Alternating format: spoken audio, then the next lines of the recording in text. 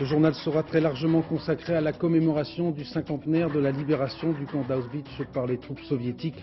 Un camp où plus d'1,5 million de personnes trouvèrent la mort, dont près de 90% de juifs. Nous évoquerons cette période particulièrement douloureuse de notre histoire avec toute une série de reportages et de témoignages de nos invités, Simone Veil et Henri Krasuki, tous deux déportés à Auschwitz-Birkenau, et en direct de Varsovie, Maurice Goldstein, le président du comité international d'Auschwitz, et Georges Charpak, prix Nobel de physique, lui-même déporté, résistant, et dont toute la famille a péri à Auschwitz. Les autres titres de l'actualité qui apparaissent quelque peu dérisoires face au rappel de cette tragédie: les inondations qui s'aggravent dans l'ouest du pays, notamment dans le Finistère, la fin du procès de Fouriani, les dernières péripéties de la course à l'Elysée au sein du PS, avec les commentaires de notre invité Henri Emmanuelli, premier secrétaire et candidat.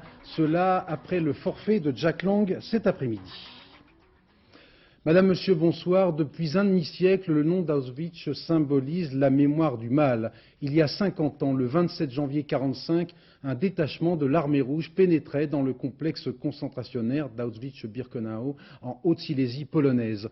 En écoutant les tout premiers témoignages des rescapés, les militaires soviétiques ont découvert effarés le fonctionnement et surtout la finalité d'une machinerie bureaucratique conçue pour le meurtre collectif. Comment en est-on arrivé là? Rappel signé Didier Pellebaum. Avant Auschwitz, il y eut un désir de revanche sur la défaite de 1918. Il y eut une doctrine qui prône l'anéantissement des Juifs, une obsession de la pureté d'une race supposée, un projet totalitaire. Il y eut ensuite l'irrésistible conquête des esprits et des institutions au suffrage universel. 37% des voix en 1933, 90% en 1934. Conquérir le Parlement pour le brûler. Puis on a brûlé des livres, on a boycotté et détruit, on a frappé et tué. Premier camp de concentration en Allemagne, Dachau, Sachsenhausen, Buchenwald. Dépossession, exclusion, émigration forcée, déportation. 1939, la guerre, l'invasion de la Pologne, la décision de débarrasser l'Europe de ses Juifs. Mais cela ne s'appelle pas la guerre. Les futures victimes sont emmurées dans des ghettos où l'on tue par la faim et le typhus. Des trains sillonnent l'Europe vers l'Allemagne et la Pologne, réglés comme une mécanique de précision.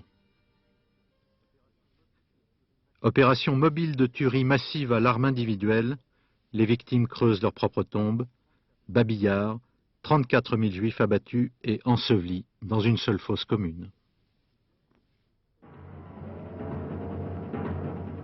Fait unique dans l'histoire, les nazis construisent en Pologne à partir de 1940 un immense complexe industriel d'anéantissement massif. Auschwitz-Birkenau est le centre d'extermination le plus important. Des dizaines d'entreprises privées sont mobilisées, des ingénieurs, des architectes, des appels d'offres, des brevets de crématoires sans cesse perfectionnés. 1941, les premiers gazages, ils ne s'interrompront pas avant fin novembre 1944. Les crématoires de Birkenau seront détruits par les SS quelques jours avant l'arrivée de l'armée rouge. Près de 6 millions de juifs assassinés, le projet de génocide a conduit à la destruction des 2/3 du judaïsme européen. Et plus de 2 millions de tziganes, de communistes, d'homosexuels, de résistants, de prêtres, ressortissants de 27 nations. 8 millions de vies. Dans une vingtaine de minutes, nous reviendrons très longuement sur ces événements avec d'autres reportages et le témoignage de nos invités. Sur le front des inondations, une nouvelle aggravation dans l'ouest du pays, notamment dans le département du Finistère, alors que les prévisions de Météo France restent pessimistes jusqu'à dimanche. Les sauveteurs ont reçu aujourd'hui le renfort des appelés. Reportage dans la région de Quimper et de Quimperlé, Maryse Burgot, Emmanuel Beck. Attention, attention. Ici les sapeurs-pompiers. En raison de la montée des eaux, nous vous demandons de ne pas stationner dans les rues inondables. Alerte à la crue depuis ce matin sur la ville de Quimper. Quimper, en breton, cela veut dire confluent, au confluent de 3 rivières qui en font voir de toutes les couleurs aux riverains. possible que vous nous faites parvenir 2 ou 3 paires de cuissardes pour des riverains habitant à Place Amioterie au rez-de-chaussée qui voudraient continuer à relever des meubles. C'était donc l'équipement de rigueur aujourd'hui aux abords du quartier de la Gare. Des parpaings pour rehausser les meubles dans des appartements tout juste lessivés après les crues du week-end. Il faudra arranger ça un jour, ces ponts, remettre de nouveau ces digues en question, là je sais pas trop quoi, mais enfin, on commence à avoir un peu marre de tout ça.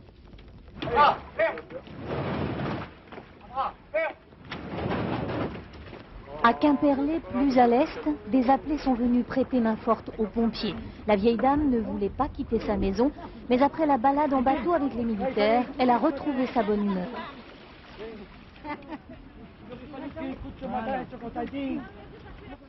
Je trouve normal en fait d'aider un peu la population, parce que bon, on reste à la caserne et puis c'est normal qu'on aide les gens.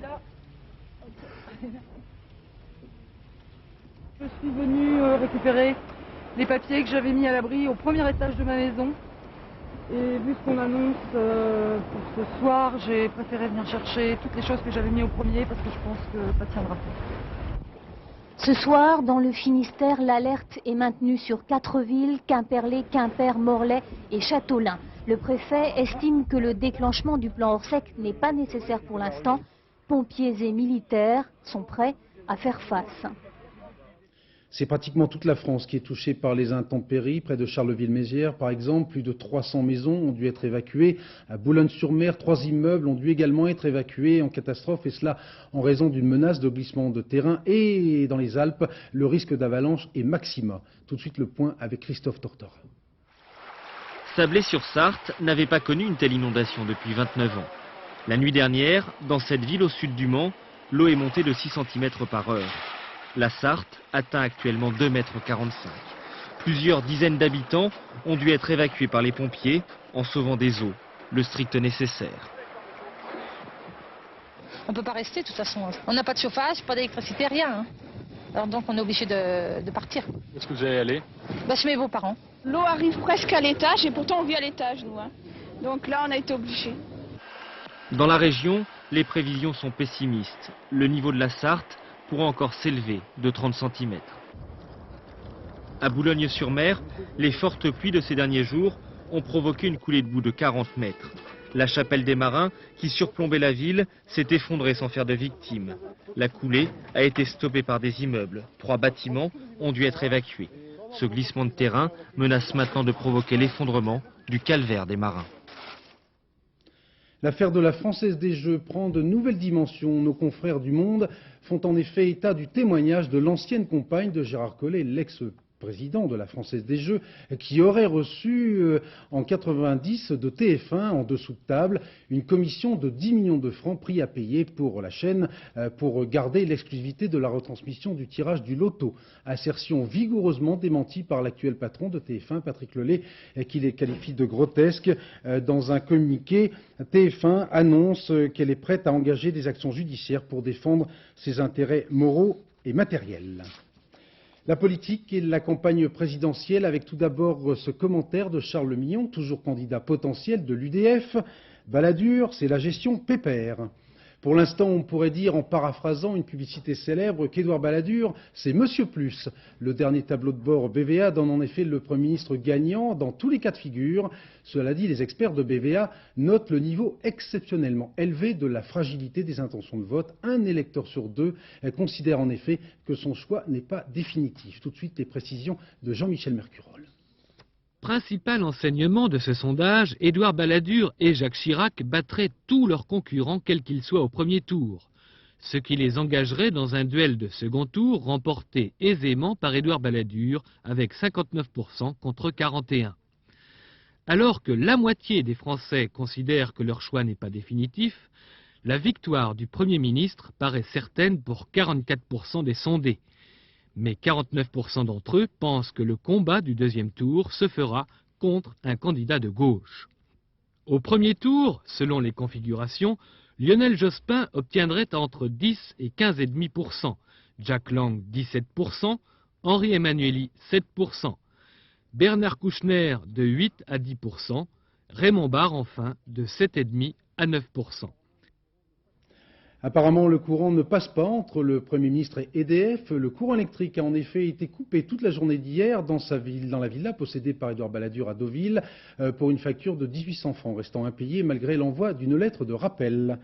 Manifestement, le courant passe de plus en plus mal entre les différents courants du PS où l'atmosphère est chargée d'électricité. Nous en parlons dans un instant avec notre invité Henri Emmanuelli, premier secrétaire et candidat à la candidature socialiste. Dernier épisode en date, Jack Lang a annoncé en fin d'après-midi qu'il retirait sa candidature à la candidature. L'ancien ministre de la Culture appelle les socialistes à se rassembler autour d'Henri Emmanuelli. Tout de suite le point avec Guylaine Chenu et Christian Autain. Dernière réunion avant la clôture. À 17h, lorsqu'ils sont arrivés rue de Solferino, les socialistes avaient 3 candidats. 5 minutes plus tard, ils n'en avaient plus que 2.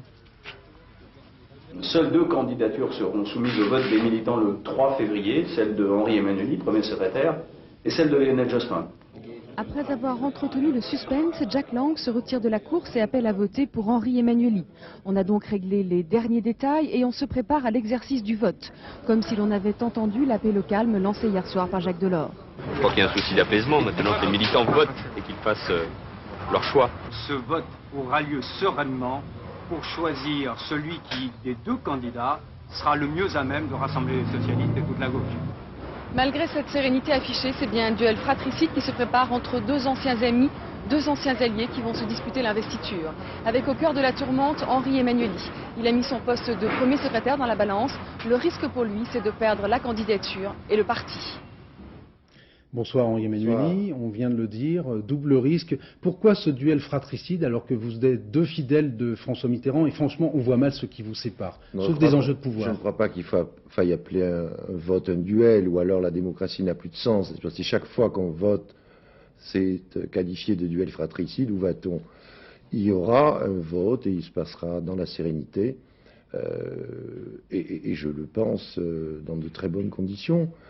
Et la différence entre le Parti Socialiste et le RPR, c'est qu'à la sortie, au Parti Socialiste, il n'y aura qu'un candidat et pas 2, et celui qui sera désigné sera, je le crois, vraiment soutenu par tous les socialistes, que ce soit les militants de base ou les responsables, et je l'espère, par un maximum de personnes, de femmes et d'hommes à gauche. C'est ça l'enjeu. Est-ce que vous n'avez pas le sentiment que même que dans l'opinion publique, les dégâts sont d'ores et déjà irrémédiables? Quand on entend dire, comme tout à l'heure, que le courant ne passait pas ou passait de plus en plus mal, alors qu'aujourd'hui, moi j'ai présidé un bureau national extrêmement responsable et serein et pas du tout agité, je pense que ça peut faire des dégâts. Puis il y a eu aussi des comportements qui n'ont pas, disons, toujours été sereins, c'est évident. Quand Ségolène Royal appelle à boycotter ce scrutin alors qu'elle était présidente du Conseil national et que Jean Glavany dit elle ne représente rien, elle est même minoritaire dans sa section, ça sent pas le grand amour tout de même. Il ne faut pas surestimer tout ça. Tout à l'heure on regardait un sujet d'une gravité terrible et je considère que par rapport à tout ça, c'est bien dérisoire. De surcroît, Monsieur Mazur, vous comprendrez que je ne dirai de mal d'aucun socialiste et que je ne suis pas venu pour faire la campagne interne du Parti socialiste. Si vous le permettez, sur Switch, je voudrais dire un mot, parce que devant ces images, on ne peut pas rester silencieux. Je voudrais dire que j'ai la conviction qu'on ne guérira jamais d'Auschwitz, parce que le côté le plus tragique, c'est que ce sont des hommes qui ont fait ça, c'est-à-dire des êtres qui appartenaient à notre espèce, et que quelque part, nous avons tous une inquiétude, une question à laquelle il n'y a pas de réponse. Mais on peut revenir aux élections présidentielles. Oui, d'un mot, parce que nous sommes assez serrés ce soir.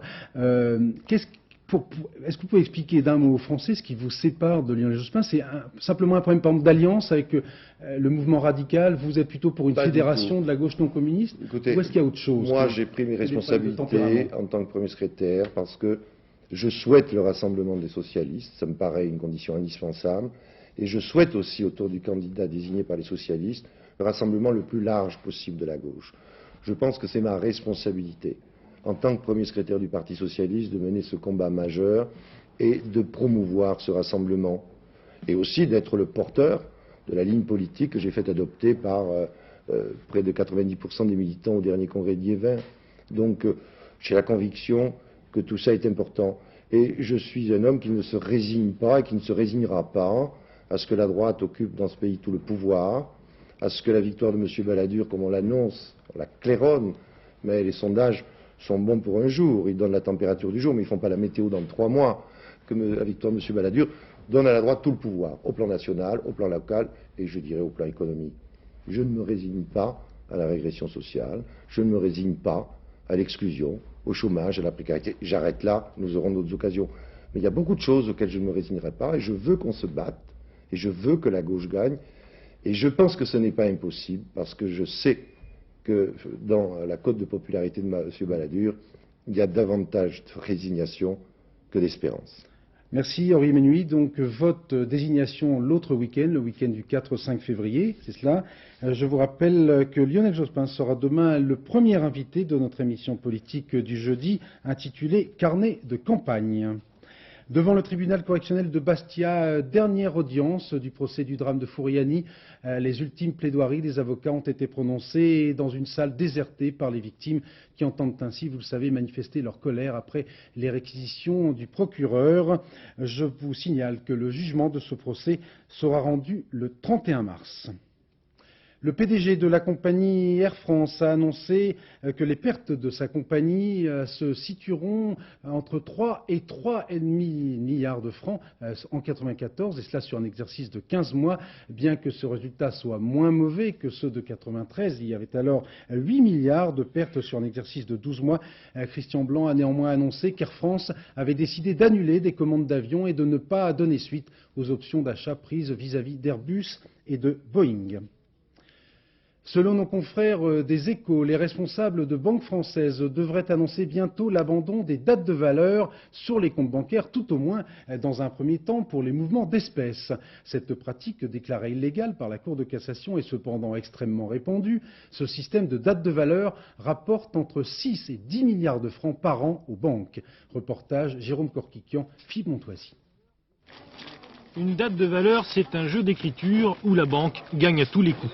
Vous versez 1000 francs sur votre compte le lundi. Selon les agences, vous ne serez crédité que 1 ou plusieurs jours plus tard. Pendant ce temps, votre argent n'a pas disparu. La banque l'a simplement fait travailler. Un jeu qui rapporte de 6 à 10 milliards par an grâce au taux d'intérêt. Mais de ces gains, vous ne verrez jamais la couleur. C'est une façon aussi de vous facturer ce service, une façon détournée, puisque ce n'est pas annoncé clairement, mais c'est une forme de tarification de ce service bancaire. En moins d'un an, la Cour de cassation a jugé par 2 fois cette pratique illégale. Les banques qui jouent à ce jeu devraient bientôt lâcher prise uniquement sur les mouvements d'espèces. En ce qui concerne les dates de valeur pour les chèques, la résistance est tenace. C'est un coût de trésorerie pour la banque. Si nous créditons le client tout de suite, sans avoir l'argent, ça veut dire que la banque fait une avance à son client gratuite. La Société Générale assume cette avance de trésorerie. Chèque ou espèce, elle ne joue pas sur les dates de valeur, mais elle peut se rattraper sur d'autres services. C'est donc aux consommateurs de faire jouer la concurrence. L'absence de date de valeur risque de devenir un créneau porteur. Ce chèque, eh bien, il sera immédiatement crédité sur votre compte, puisque l'avantage, c'est que nous n'avons pas de date de valeur. Le service Banque Directe de Paribas en fait déjà un argument commercial. Après les banquiers qui dévorent nos maigres économies, un mot du feuilleton du loup des Vosges qui s'est encore épaissi après l'annonce aujourd'hui de la découverte près de Vittel du cadavre d'un animal qui pourrait être un loup. Pour les spécialistes concernés, une seule chose est sûre dans ce dossier, c'est qu'on est sûr de rien. Le point tout de suite avec Christine Boss et Sylvain Gauthier. La mort du loup, à la une de l'Est républicain, relance la saga vosgienne.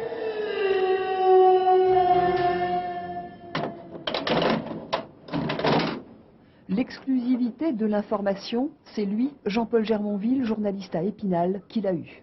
Ça a commencé par un coup de téléphone, mais sur l'affaire du loup, on en a reçu énormément. C'est une personne qui nous disait qu'il y avait une dépouille d'animal, qu'il y avait un animal qui avait été abattu. Et donc, il y avait une dépouille qui se trouvait à un certain endroit. Et puis, on a eu cette cassette qui a été déposée dans la boîte aux lettres de l'agence de l'Est républicain à Épinal. Et donc on a visionné la cassette, c'était très troublant. Troublant et rocambolesque, cette mort mise en scène et filmée par un vidéaste amateur anonyme. Plus troublant encore, la découverte par Jean-Paul dans une forêt à une vingtaine de kilomètres de Vittel de la dépouille de ce qui a pu être le loup. Avis d'un spécialiste. Si vous regardez le crâne très foncé, cette découpe, si vous regardez la dorsale qui est très foncée, c'est aussi une des caractéristiques très souvent évidentes chez le loup. Je vois pas grand-chose qui peut nous faire penser à un chien. Et plus je regarde, et moi je suis convaincu que ce sera un chien. Seulement voilà, les derniers méfaits de la bête de Senonges, filmés en juin dernier, datent d'il y a 1 mois, alors que l'état de décomposition de la dépouille situerait la mort à 2 mois environ. Il n'y aurait donc pas un, mais plusieurs loups des Vosges. Saga, quand tu nous tiens. 2 mots de sport et tout d'abord de rugby. Le comité de sélection a finalement décidé de sanctionner Olivier Merle pour le coup de tête porté au pilier gallois Ricky Evans. Le Montferrandais sera, vous le voyez, remplacé face à l'Angleterre le 4 février à Twickenham par Olivier Brouzet. En gros, vous le voyez sur ce panneau, les vainqueurs des Gallois ont été reconduits pour faire face aux Anglais. Le rallye de Monte-Carlo, comme chaque année ou presque, la victoire va se jouer dans la dernière nuit dans le col du Turini. Le Français François Delecourt sur Ford Escort, actuellement 2e au général, n'a en effet que 12 secondes de retard sur l'Espagnol Carlos Sainz sur Subaru. Tout est donc possible, même si le col du Turini fait figure de cauchemar pour Delecourt, qui par 2 fois, en 91 et en 93, a perdu ce rallye de Monte-Carlo dans les toutes dernières épreuves nocturnes. Fin de la première partie de ce journal. Dans un instant, en compagnie de nos invités, nous ouvrons notre page spéciale consacrée à la commémoration du 50e de la libération du camp d'Auschwitz.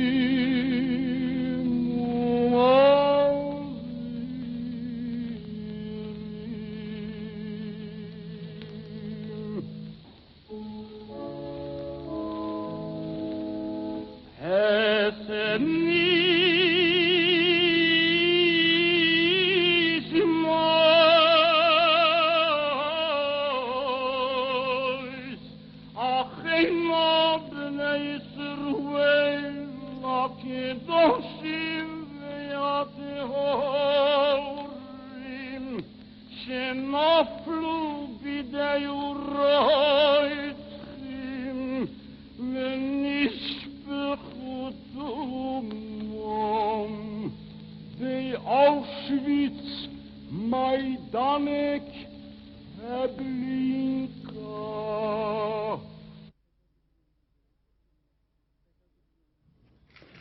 Près d'1,5 million de déportés ont été systématiquement et presque scientifiquement exterminés dans ce complexe d'Auschwitz-Birkenau.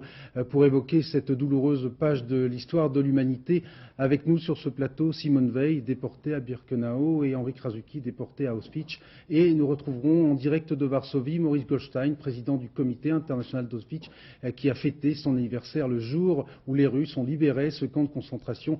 Avec nous également en direct de Varsovie, Georges Charpak, prix Nobel de physique, lui-même déporté en tant que résistant à Dachau et dont toute la famille a été exterminée à Auschwitz. Avant d'écouter ces témoignages, quelques rappels historiques sans doute nécessaires pour les jeunes générations. C'est de Drancy que sont partis les 76 000 juifs de France déportés à Auschwitz. Toutes les photos connues de ce camp ont été prises par la propagande allemande. Le fils d'un déporté vient de découvrir dans les archives de son père des photos prises par un photographe français à l'intérieur même de ce camp de Drancy entre le mois d'août 41 et mars 42. Commentaire Olivier Lerner. Cliché allemand, c'est tout ce qu'on avait sur Drancy jusqu'à présent. Sourire aux lèvres, un air de camp de vacances en quelque sorte. Les vrais regards, les voici. Avec ces photos récupérées il y a quelques jours seulement par le Centre de documentation juive contemporaine, on peut voir Drancy sous un autre jour. Monsieur Gelbart, voici une série de photos sur la vie quotidienne à Drancy. Je vous serais reconnaissant de bien vouloir m'aider à les identifier. Authentique, véridique, sans mise en scène, observe Charles Gelbart. Il est resté 7 mois à Drancy. Il n'y a pas eu de soldats allemands ou officiers allemands ou d'une direction quelconque allemande qui se trouvait face à nous. Nous avions affaire qu'aux autorités françaises, aux policiers. Je peux dire que j'ai souffert énormément de la police française, de l'administration française. Le 27 mars 42, le premier convoi quitte Drancy pour Auschwitz. Charles Gelbart fait partie du voyage. 67 convois de 1200 personnes suivront le même chemin. Quand nous avons connu Auschwitz, nous disions souvent que Drancy, c'était un sanatorium par rapport à Auschwitz. Mais ceci ne veut pas dire que Drancy, c'était insignifiant.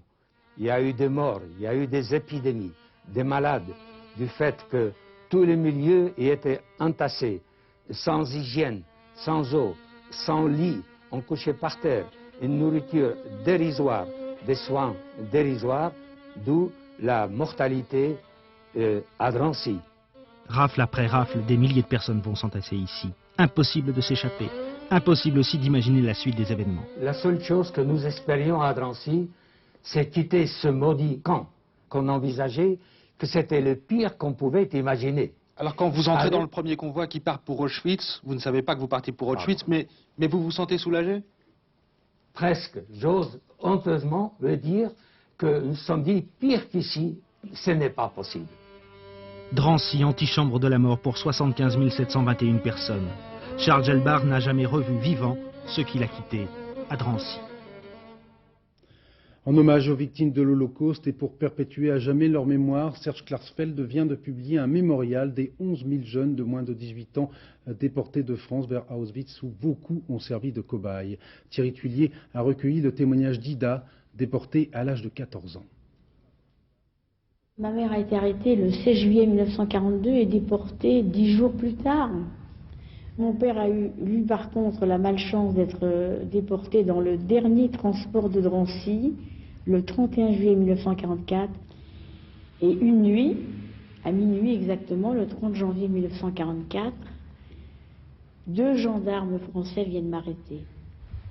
Plusieurs voisins, dont un conseiller municipal, ont tenté de convaincre les 2 gendarmes de ne pas m'emmener. En démarrant, l'un des 2 gendarmes s'est épongé le front en soupirant très fort. Quel sale boulot. Mais il l'a fait quand même. Arrêtée dans les Deux-Sèvres, transférée à Drancy, Ida Fester-Saab est déportée une semaine plus tard. Convoi numéro 68. Elle a 14 ans. Son témoignage et sa photo sont une des 1500 vies, des vies d'enfants envoyés dans les camps de la mort et reconstituées par Serge Klarsfeld. Ils sont 11 000 de moins de 18 ans à avoir été déportés de France entre 42 et 44, avec ou sans famille. Griffonnés à la hâte, les mots à leurs parents en témoignent, ils ne savent pas qu'ils vont vers la mort. Les Françaises qui étaient là un peu avant nous nous ont tout de suite prévenus, s'il y a des enfants parmi vous, il ne faut pas le dire, c'est dangereux. C'est dangereux pourquoi? On les prenait à part, on leur donnait un peu plus à manger, après on les exterminait ou on faisait des expériences. Il ne fallait pas être trop jeune, donc j'ai vieilli d'un seul coup. Comme tous les enfants de moins de 16 ans, elle aurait dû être gazée dès son arrivée à Auschwitz. Mais paraissant plus âgée, elle échappe à l'extermination et survit à une année de sélection quasi quotidienne d'hommes et de femmes trop maigres, trop éprouvés, pour que les nazis leur laissent la vie sauve. J'ai été libérée le 2 mai et cette photo date du 18 juillet. 2 mois et demi après la libération. Et je crois que je pesais 30 kilos en arrivant en France après un mois de suralimentation. Mais moi, ce qui me frappe dans cette photo, c'est pas les cheveux, c'est le regard. Le regard est chargé d'un passé. Ça m'étonne, je me surprends. J'ai gardé si longtemps ce regard. Vous voyez ce que je veux dire? Comment transmettre l'inimaginable? Cette question restera sans réponse. Beaucoup de choses ont été dites sur les camps de la mort et pourtant tout cela reste du domaine de l'indicible. Dans son livre « L'écriture ou la vie », Georges Samproun affirme « La vérité essentielle de l'expérience concentrationnaire n'est pas transmissible ». Nous vous remercions, Simone Veil, Henri Krasucki, d'être là ce soir pour témoigner. C'est extrêmement douloureux pour vous, pour tous ceux qui vous écoutent. Nous vous remercions encore une fois d'être là. Nous allons essayer d'expliquer ce qui a pu se passer. Tout d'abord, ce qui frappe beaucoup, c'est qu'à l'expérience historique, c'est que ces camps de concentration étaient des véritables machines à tuer scientifiques. C'était des machineries à exterminer un peuple, qui étaient parfaitement organisées. Oui, ça, certainement, c'était une organisation parfaitement rodée. Et au fond, le travail que nous faisions dans les camps était très peu utilisé. C'était très souvent un travail tout à fait inutile. Nous prenions une pierre à un endroit, nous la remettions ensuite là où on l'avait prise. Certains, mais très peu, ont été utilisés dans des usines et en dehors du camp pour des travaux. Ce que l'on cherchait, c'était premièrement à utiliser tous nos vêtements, tout ce que nous pouvions avoir avec nous. On arrachait les dents en or, on récupérait les cheveux. La plupart des convois, moi je suis un des rares convois dans lesquels, en arrivant, les femmes n'ont pas été entièrement rasées. Il y avait vraiment une récupération totale de tout ce qui pouvait servir. Et puis, dès qu'il y avait besoin d'un peu de gens, justement pour trier les vêtements, pour faire un certain nombre de choses dans le camp, et régulièrement, on peut dire qu'on s'arrangeait pour qu'ils meurent et qu'ils soient remplacés par d'autres pour faire semblant d'admettre des gens dans les camps. Mais quand le camp était plein, c'est tout un convoi qui en fait était entièrement gazé dès l'arrivée. C'est ce qui s'est produit au mois de mai 1944, quand il y a eu des dizaines de milliers, même centaines de milliers de juifs hongrois qui ont été déportés de Budapest. À ce moment-là, il n'y avait pas de place dans le camp, et c'était des convois entiers, on les voyait, les trains se succédaient, et les rails du chemin de fer avaient été d'ailleurs prolongés jusqu'à la chambre à gaz et au crématoire, de façon à ce que le travail soit facilité, très facile, ne perde pas de temps. Et vous avez parlé de Birkenau. En fait, Birkenau jouxtait Auschwitz, c'était l'endroit où il y avait les crématoires et cette organisation systématique de la mort. Henri Krasucki, jusqu'à présent, vous avez très peu parlé publiquement de cette épouvantable expérience que vous avez vécue. J'en ai parlé, mais autant qu'on m'en a donné l'occasion. J'avais d'autres raisons de m'exprimer publiquement, mais c'était connu, évidemment. Je peux confirmer ce que vient de dire Simone Veil. Nous avons connu un sort comparable, dans des conditions singulières, parce que pour chacun, les choses se sont présentées d'une manière singulière, et pourtant nous étions tous ainsi. Auschwitz a ce caractère unique parmi tous les camps qui, en Allemagne même et dans les pays occupés, étaient tous des camps de la mort. J'en dirais peut-être un mot, parce que c'est plus global. La singularité d'Auschwitz, c'était le camp de l'extermination systématique, organisée avec des moyens industriels, de populations entières, sous prétexte qu'ils étaient nés quelque chose, juifs ou tziganes, essentiellement. Et là, il s'agissait de population. Le terme de génocide est exactement approprié.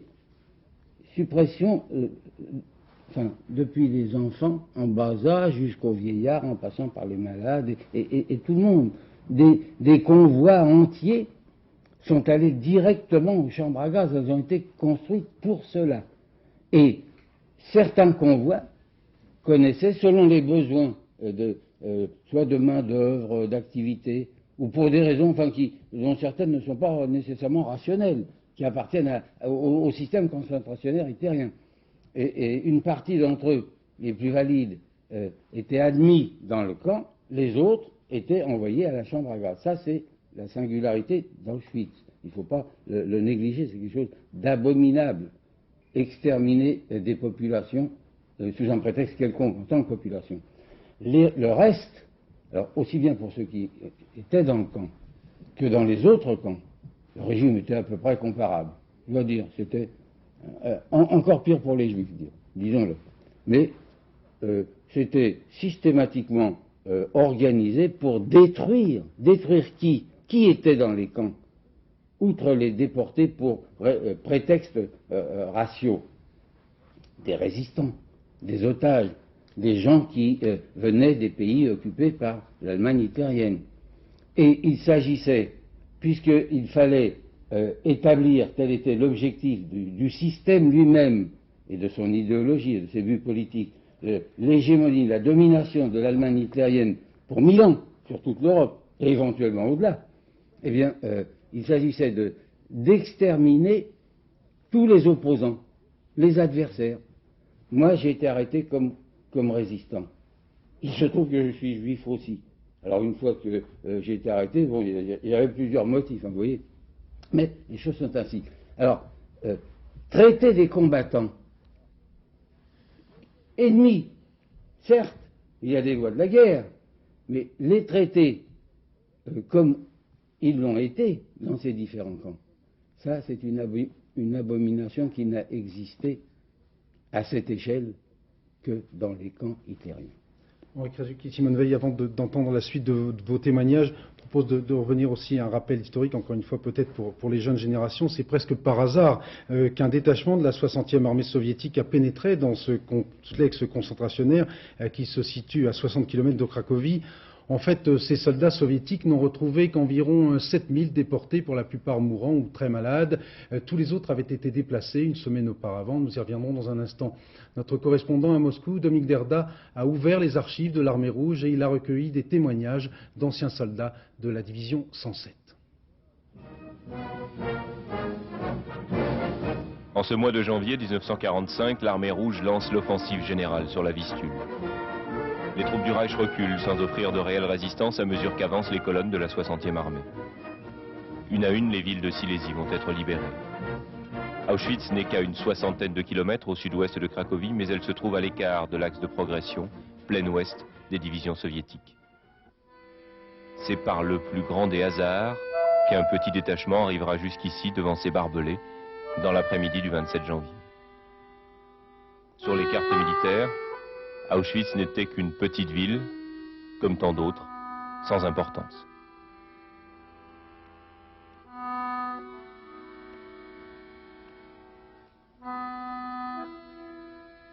Victor Tchoupachin avait 18 ans en 1945. Il faisait partie d'une section de renseignement. Il se souvient qu'Auschwitz ne figurait pas sur la liste des objectifs stratégiques à atteindre. Qu'est-ce que c'était qu'Auschwitz alors qu'il nous fallait aller plus loin encore, libérer les villes industrielles, là où se trouvaient de vrais objectifs militaires, des usines d'aviation, des ateliers de réparation. D'ailleurs, si Staline nous a félicités, c'était pas pour Auschwitz, mais pour la prise de la ville de Khanov, dont Auschwitz n'était que la banlieue. Quand les soldats soviétiques pénètrent dans Auschwitz, ils n'y trouvent plus que 7000 détenus, hommes, femmes et enfants, trop faibles, trop malades, trop jeunes ou trop vieux, pour que les Allemands les aient évacués avec les 58 000 autres prisonniers qu'ils ont jetés à pied sur les routes de l'hiver, en direction d'autres camps plus à l'ouest. Avant leur départ, les SS fusillent 200 femmes juives, puis dynamitent les fours crématoires. Mais ils n'ont pas eu le temps d'effacer toutes les traces de l'horreur, de refermer les fosses communes. Les jeunes soldats soviétiques visitent le camp guidés par les survivants. Ils n'en croient pas leurs yeux. Pour la plupart, ces militaires sont des nouvelles recrues envoyées en renfort pour l'assaut final. La propagande soviétique jusqu'alors n'avait jamais mentionné l'existence de tels camps d'extermination. Ils connaissaient l'Allemagne et les Allemands d'après leurs livres scolaires, la littérature. Ils avaient entendu parler de Goethe ou de Schiller, et ils ne pouvaient admettre, soudainement, qu'un peuple qui a produit de tels humanistes soit capable de traiter d'autres peuples d'une telle manière. Ces images pourtant resteront longtemps dans les coffres du Kremlin. Moscou ne se hâte guère de faire connaître au monde sa terrible découverte. Comme si ce n'était qu'une péripétie de l'histoire, de ce que l'on appelle, aujourd'hui encore en Russie, la Grande Guerre patriotique. Ce n'est que quelques mois plus tard que les Soviétiques vont songer à les diffuser et à gonfler les chiffres. Une commission historique évaluera le nombre de morts à 4 millions. Le discours officiel dénonce la barbarie nazie, mais ne voit dans ses victimes que des antifascistes de nationalités différentes. Pas un mot sur le fait que 90% des morts à Auschwitz étaient juifs. Dans la mesure où Staline était lui-même antisémite, je ne crois pas que le fait qu'Hitler anéantisse des juifs l'ait beaucoup attristé. D'autant que des juifs, il en a lui-même exterminé beaucoup. Beaucoup. Surtout après la guerre. Il a d'ailleurs fait fusiller tous les membres du comité juif antifasciste en 1947, après la guerre.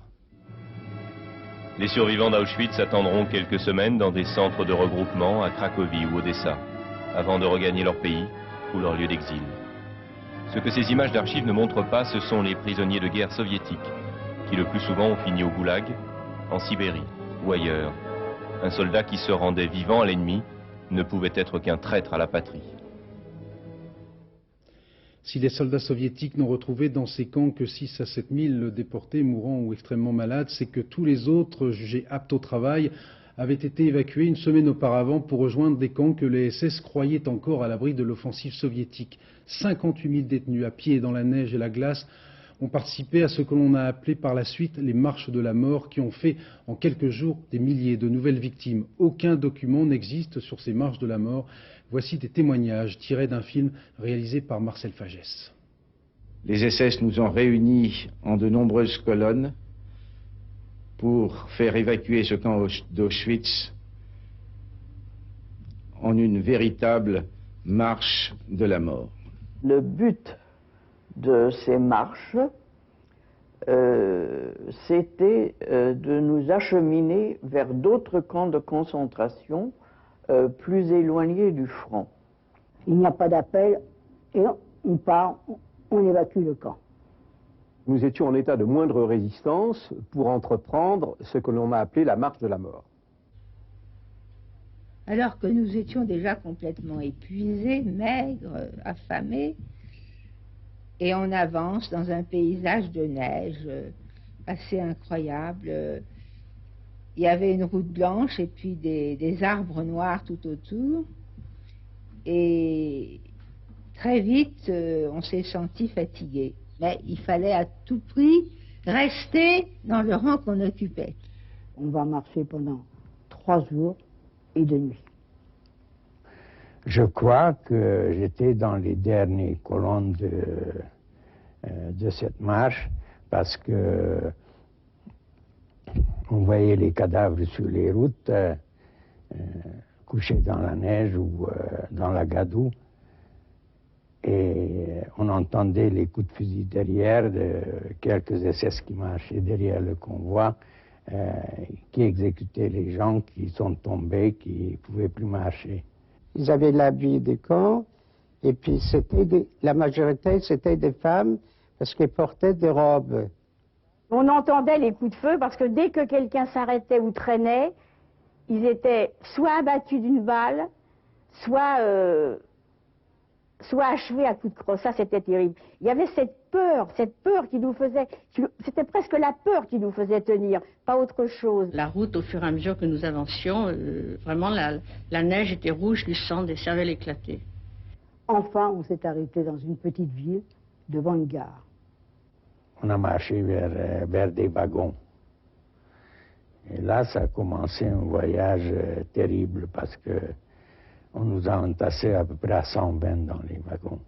Nous étions comprimés, mais comme il neigeait, nous avions pu avoir de la neige et en manger, se sustenter, ce qui n'empêche que beaucoup de camarades ont eu les pieds gelés et on réchauffait les uns, on réchauffait les autres. On se tenait prêts les uns contre les autres. D'ailleurs, il était difficile de faire autrement. Et puis, les morts étaient jetés par-dessus les wagons. Simone Veil, vous avez vécu cette marche de la mort. Et pour vous, le jour où vous avez quitté le camp, c'est le jour le plus important de votre vie. Oui, c'est une date, c'est vrai, dont on se souvient tous ceux qui ont fait cette marche le 18 janvier. Peut-être déjà parce que la journée du 18 janvier, nous savions que les troupes russes étaient très près et qu'on vivait entre l'espoir peut-être d'une libération, mais encore beaucoup plus la crainte d'être exterminé, parce que dans la logique des choses, on ne voyait vraiment pas pourquoi on serait emmené plus loin. Encore moins que les SS utiliseraient des trains alors qu'il y avait vraiment c'était la débâcle, ils étaient eux-mêmes pourchassés par les troupes soviétiques, avaient peur d'être faits prisonniers, et donc l'effort de guerre aurait dû exiger qu'il y ait une priorité donnée pour les troupes plutôt. Ils sont allés jusqu'au bout de leur folie. Ils sont allés jusqu'au bout, absolument, au bout de leur folie. Mais nous disions, la logique, c'est qu'on nous extermine. Et j'étais dans un petit commando, donc juste à côté d'Auschwitz, et nous disions, en fin d'après-midi, le 18 janvier, on est venu ouvrir le dortoir où les femmes étaient enfermées. On s'est dit, on va à Auschwitz, bon, et puis c'est la fin. Et c'est au moment où, tout de même, quand on a dépassé Auschwitz, les grandes cheminées qu'on voyait, le camp, on s'est dit non, on va marcher, donc on verra bien. Puis quelques dizaines de kilomètres, ou plutôt davantage, peut-être 20-30 kilomètres, on s'est trouvé devant un bâtiment qui ressemblait un peu, avec une grande cheminée qui ressemblait à ce qui pouvait être un crématoire. Et on s'est dit, est-ce que là, ils vont nous exterminer aussi? On ne voulait pas entrer. Et en fait, on était tellement obsédés par ça qu'on a tous eu un moment de recul. Et je crois que j'ai parlé avec des camarades qui s'étaient trouvés à un autre moment à cet endroit qui s'appelait Nikolaïev. Et on est entré, en fait, c'était une usine désaffectée. Et nous sommes repartis vers Gleiwitz, qui devait être à 70 km environ. Dans des conditions tout à fait épouvantables qu'on vient de rappeler. Dans ces conditions épouvantables, avec un froid affreux. Mais je dirais, c'est vrai qu'un certain nombre ont été exécutés, que d'autres, dès qu'ils tombaient, en fait, ils mouraient presque tout de suite de froid. Certains même tombaient parce qu'ils étaient déjà mourants. Mais je crois qu'il y a eu encore beaucoup plus de gens qui sont morts dans les wagons ouverts dans lesquels nous avons circulé pendant plusieurs jours, pour la plupart sans avoir mangé ni à boire, sauf la neige dont a parlé un des témoins. Et quand les SS d'ailleurs voulaient bien nous donner de la neige dans les gamelles que nous avions, puisque quelques fournissaient avec une ficelle, puisque nous étions dans des petits plateaux très complètement découverts. Et dans cette marche, alors que beaucoup étaient déjà épuisés, on avait passé des mois au camp dans un état épouvantable, je trouve que relativement, il y a eu un instinct de survie qui est quelque chose d'absolument extraordinaire. Tout de même, il y en a beaucoup, la plupart ont tout de même survécu à la marche, et c'est ensuite les conditions de transport dans ces camps, le froid, sans aucune possibilité. Certains aussi qui étaient tellement serrés que quelquefois les déportés entre eux se battaient, essayaient de se faire une petite place, et il y en avait un qui était jeté ou qui tombait au-dessus des rebords du train, qui était immédiatement, naturellement, s'il n'était pas mort sur le coup, il était exécuté par les SS qui convoyaient le train. Et c'est ce qui fait que quand nous sommes arrivés dans les différents camps où on a été dispersés, pour ma part, dans un groupe d'hommes qui sont restés à Dora, il n'y a jamais eu de femmes qui soient détenues à Dora, où il y avait les tunnels où on construisait les V2. Mais quand nous sommes arrivés, on s'est aperçu que beaucoup de gens avaient déjà des cadavres avaient été sortis du train dans les gares, mais qu'il y avait encore dans chaque wagon énormément de cadavres, ce qui fait que je crois que nous étions partis un convoi de 2000 et qu'environ la moitié seulement sont arrivés vivants à Dora. Je voudrais que nous nous tournions vers Maurice Goldstein, qui est à Varsovie, puisqu'il va participer à partir de demain aux commémorations qui auront lieu à Cracovie et à Auschwitz. Maurice Goldstein, vous avez été libéré le 27 janvier. Ça s'est passé comment? C'est une histoire longue que je vais essayer de raccourcir. L'évacuation a été organisée à Auschwitz I comme dans tous les camps de la région. Et à la 5e sollicitation des SS, parce que chaque fois une alerte aérienne retardait la mise en route du convoi, nous retournions dans les baraques parce que le courant était coupé dans les barbelés. Et à la 5e sollicitation, le chef du bloc 19, Sepp, un communiste autrichien, n'a pas ouvert la porte. Et les 350 prisonniers du bloc 19 se sont réveillés le matin. Il n'y avait plus de SS dans les miradors, plus de SS aux porches d'entrée. Ce n'était pas encore toute la liberté, car il y a eu encore 8 jours d'attente avant que les premières troupes soviétiques n'atteignent le camp d'Auschwitz. Maurice Goldstein, vous teniez une sorte de carnet de bord, de petit journal, et vous aviez noté votre espoir de voir arriver les Russes, justement, précisément le jour de votre anniversaire, et c'est ce qui est arrivé. Oui, j'ai ce petit carnet ici, et je ne pensais pas que vous alliez m'en parler.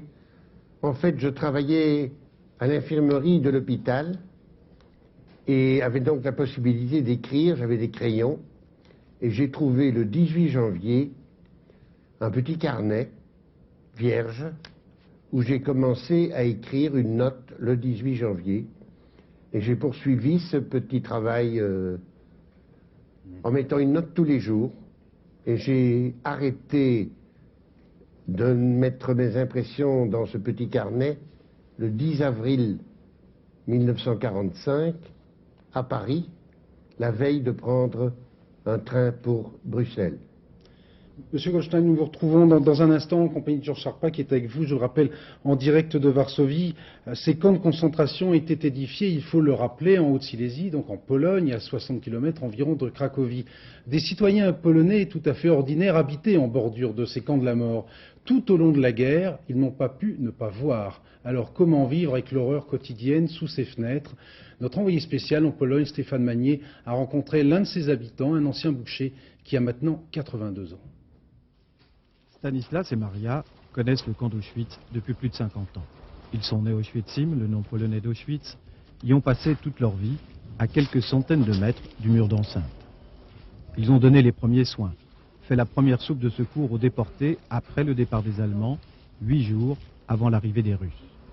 À l'époque, Stanislas connaissait déjà bien les lieux, depuis ce jour de 1940 où les Allemands ont eu besoin des services du commis boucher qu'il était alors. Ce bâtiment, à l'époque, était la boucherie des Allemands. Mais la viande était uniquement pour eux, bien sûr. Moi, je venais ici 2 fois par semaine pour prendre les peaux des bêtes. Tout le monde en ville savait ce qui se passait ici. Les Allemands faisaient venir des menuisiers, des maçons, etc. Et on voyait tous qu'ils battaient les prisonniers, leur donnaient une nourriture infecte et qu'ils voulaient finalement les liquider. À 82 ans, Stanislas ne supporte plus très bien les courants d'air des stalags. Alors c'est chez lui, à 300 mètres des barbelés, qu'il nous a raconté la suite de son histoire. La première fois que je suis rentré dans le camp, les Allemands m'ont averti que je n'avais pas le droit d'aider les détenus, de raconter ce que je voyais, ni de prendre des photos sous peine d'être emprisonné à mon tour. Certains d'entre nous ont essayé d'organiser une aide clandestine aux prisonniers en liaison avec la résistance polonaise, faire venir de la nourriture et des médicaments. Mais c'était très risqué. On ne pouvait pas faire grand-chose et finalement, les Allemands ont fait évacuer la région. Quel était le sentiment des gens d'Auschwitz, d'Auschwitzem, de la ville d'Auschwitzem, pendant la guerre? Vous savez, avant la guerre, la ville comptait 11 000 habitants, la moitié catholique, l'autre moitié juive. On connaissait très bien les juifs, on avait beaucoup de sympathie pour eux, c'était des êtres humains après tout. Alors, ce qui leur arrivait nous peinait beaucoup. Nous parlions de leurs martyrs à l'église. Tout le monde avait peur.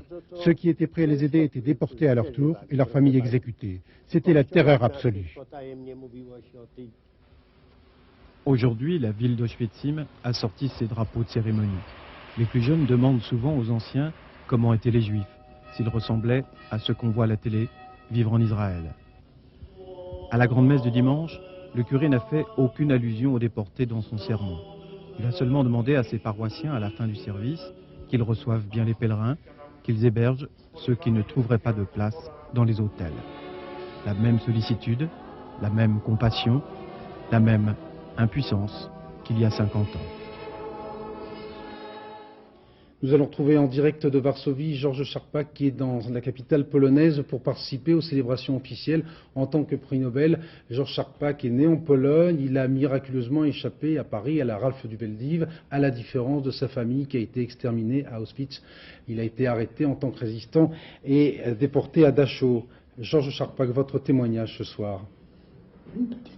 Une petite correction, j'ai échappé à Auschwitz parce qu'un camarade de classe, dont le père était policier, est venu me prévenir que le lendemain matin, nous serions tous embarqués, et ma famille et moi-même, nous avions des faux papiers de français, et avec l'aide d'amis français, nous nous sommes échappés vers la zone libre. Et j'en profite pour rendre hommage à ce policier de marque qui a désobéi à ses chefs qui étaient à Vichy autour du maréchal. Et j'ai été rattrapé par les Allemands quand ils ont envahi la zone libre, mais j'étais dans la résistance et je suis arrivé à Dachau. La majeure partie de ma famille a été exterminée, moi, les oncles, les tantes qui étaient soit en France, soit en Pologne, et seule une cousine germaine qui était à Auschwitz est arrivée et est revenue vivante.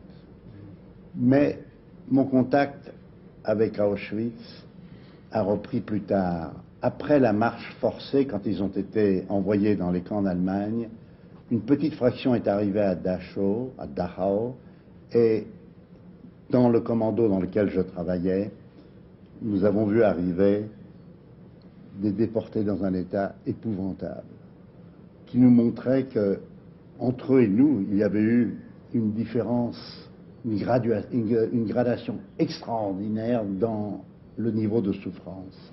Et c'est là que pour la première fois, j'ai entendu parler du sort des Juifs à Birkenau, à Auschwitz, à Bergen-Belsen. Henri Kraswicki, comment avez-vous personnellement vécu ces journées? Et est-ce que vous pouvez nous dire un mot de comment s'est organisée la vie quotidienne dans ces camps? Est-ce qu'il y avait une forme quelconque de résistance? Tout d'abord, très rapidement, puisqu'on en a beaucoup fait état, j'ai aussi participé à cette marche de la mort avec mes compagnons, 2 jours et 2 nuits, avec une seule halte pour la marche. Nous étions 2 jeunes à l'époque, parmi les relativement plus valides, et nous soutenions un de nos camarades polonais plus âgé, qui était un ancien des brigades internationales en Espagne, et qui avait joué un rôle responsable dans la résistance des Polonais dans le nord de la France, et qui était malade. Et nous le réchauffions, et il a fallu marcher tout ce temps-là. Je crois que c'est quelque chose comme 80 km par le froid qu'on a dit. Et 2 jours et 2 nuits dans les wagons découverts. Georges Semprún raconte notre arrivée. Hélas, c'est bien ainsi que ça s'est passé. Quand on a ouvert les portes des wagons, la moitié était constituée de cadavres. Et il nous a fallu, à nous, qui tenions à peine debout, contribuer à décharger ces wagons de cadavres. Vous me parlez des conditions de la vie dans le camp où j'étais et où je suis arrivé, qui est Buchenwald. C'est le grand problème. C'était épouvantable. Il suffit de le dire. Sinon, pour préciser, le compte de l'abomination dans la volonté d'avilir l'homme. Un système qui fabrique des individus capables de se comporter de cette façon-là, aussi monstrueuse, aussi sadique, c'est quelque chose d'inimaginable. Mais des hommes et des femmes aussi, pour ce qui est des camps de femmes, parce que c'est grosso modo la même chose qui est arrivée, qui, subissant ces conditions, s'efforcent de vivre tout d'abord et de tenir. Alors évidemment, pour nous autres, nous étions des soldats sans uniforme mais engagés volontaires, donc nous savions que nous risquions la mort. Nous ne pensions tout de même pas que ça pouvait être dans des conditions aussi ignobles, mais nous y étions prêts, donc nous en admettions l'idée. C'est ce qui contribuait à permettre une réaction de dignité. Ne pas vouloir vivre à n'importe quel prix, ça signifiait vouloir vivre, donc se tenir droit, essayer de s'entraider, essayer de ne pas se laisser déshumaniser. Et beaucoup y sont parvenus.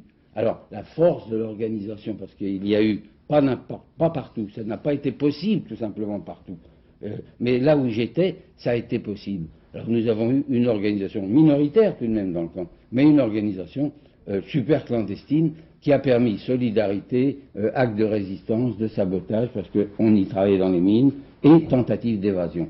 Puis à Buchenwald, alors là, camp de résistants, avec une très puissante organisation clandestine, qui disposait d'armements introduits dans le camp, et où nous nous sommes libérés, comme Semprún le raconte au début de son livre, qui est très beau d'ailleurs ce livre.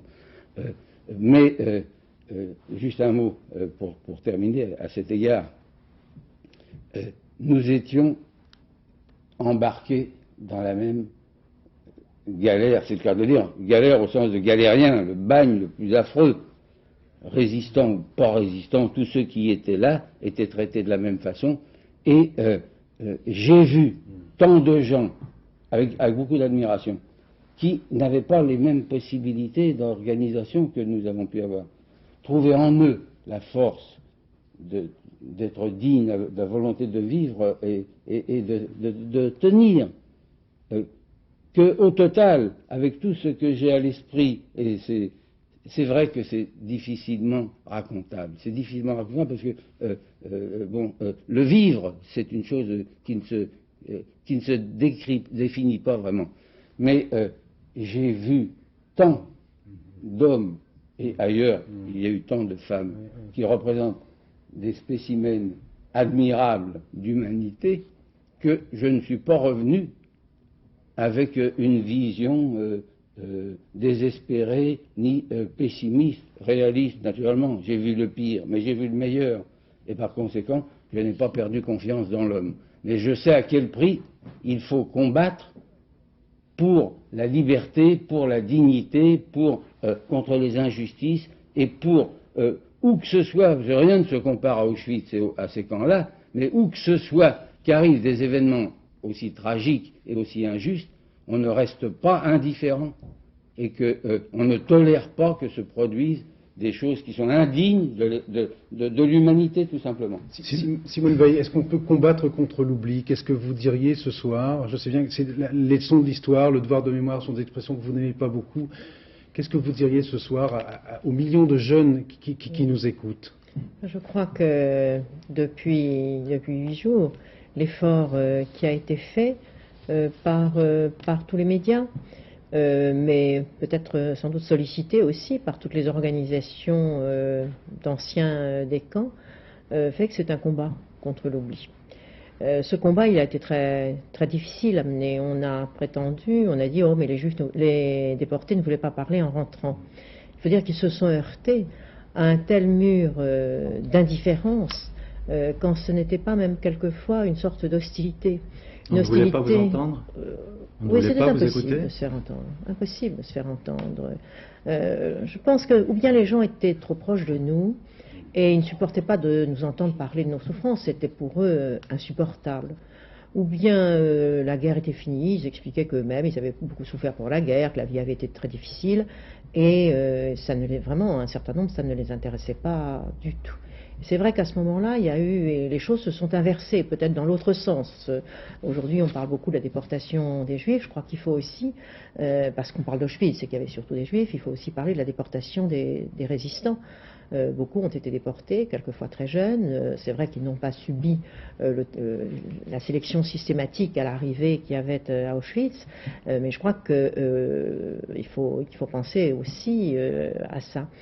Mais en 45 ans, nous sommes rentrés, c'est surtout la déportation des résistants qui a intéressé, parce qu'ils étaient des combattants, qu'ils ont repris tout de suite d'ailleurs beaucoup plus leur rôle dans la cité, et que les Juifs, peut-être certains, c'est vrai, dans la communauté, disaient au fond, faisons-nous...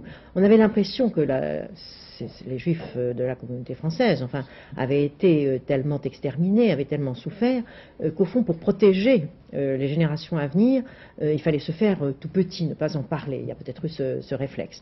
Et puis d'autres, ceux qui rentraient, le plus souvent n'avaient aucune famille, n'avaient pas toujours vécu en France auparavant. Il y en avait un certain nombre d'origines étrangères, et surtout ils étaient tellement seuls, très jeunes, ils avaient été complètement déstructurés par la déportation, et donc ils n'avaient pas la possibilité d'être entendus et d'obliger à ce qu'on les écoute. Et ceux qui étaient plus intégrés se sont heurtés vraiment. Moi, je l'ai vu à titre personnel.